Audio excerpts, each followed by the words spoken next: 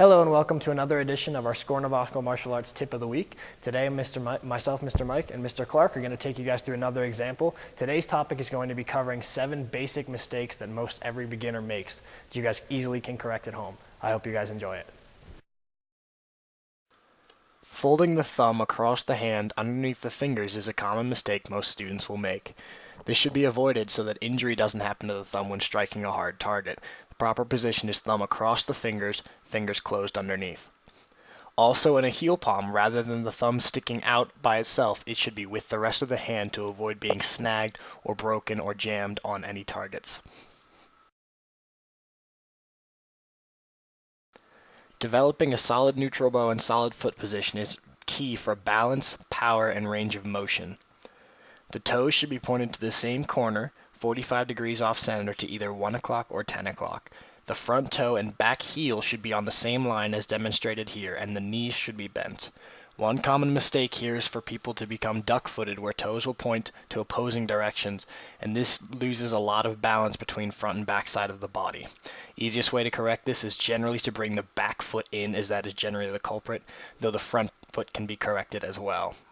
Another common mistake is an improper toe-heel line between the front toe and the back heel, either done as parallel or inverted with the front heel and back toe lined up. The problem we have here is a loss of balance, control, and ability to generate power in the back leg. This is easiest corrected by finding a line to stand on and lining up the front toe and the back heel on that line. The last easy problem to correct is feet not correcting themselves when maneuvering from stance to stance.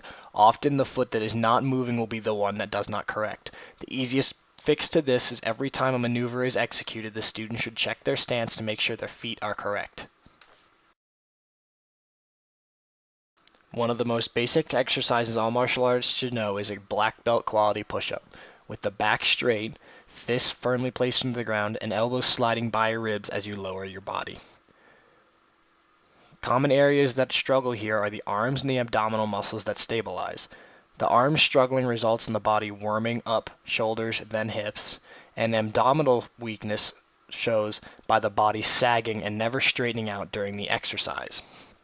A student with a sagging back is easily corrected by having them practice simply lifting their stomach up so that their back is in a straight line position.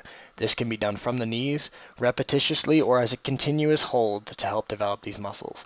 If the body is worming up, leading with the shoulders and then the hips, this is normally an indicator that the arms are not strong enough yet. The easiest fix here is to drop to the knees and do a solid push-up with the straight back from this position, and practice this until the arms are strong enough to do normal push-ups. For more information, see our push-up progression video on our YouTube site. All of our students learn when they first start out that most of our kicks are built from 4 fundamental pieces: the chamber, the kick, the re-chamber, and putting the foot back down.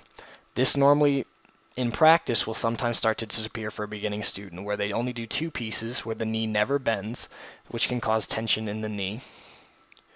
The next is they throw the first chamber, kick, and then drop their leg straight to the floor, which makes any successive kicking difficult to do. Although it is displayed slower when they start, all these 4 pieces should be put together in a quick motion in a seamless blend to make the kick happen quickly. The most common piece that is lost is the knee being lifted and bent on both the beginning and end of the kick. This causes a loss of speed and makes it more difficult to refire kicks, and they end up coming out a lot slower. The differences here seem minimal when watching a basic front kick, but if we execute a more advanced kick, it becomes a little bit more obvious as to how important these things are. A snapped spinning crescent comes around quickly, whereas a stiff leg, no chamber spinning crescent is very slow and cumbersome to execute. Having the knees in a bent position in the martial arts allows for more mobility, explosive power, and balance. But when most students first start off, their legs will tire and they will gradually stand up throughout their practice. What we tell them is to look down to check for their toes, bend their knees until they can't see their toes anymore, and this becomes the way they can regulate themselves and figure out if their knees are bent enough. So throughout their own practice, what they can start to do is check for their own toes, see if they're bent still, and then continue by regulating their own stances. Developing a comfortable and natural feeling guard is crucial to martial arts.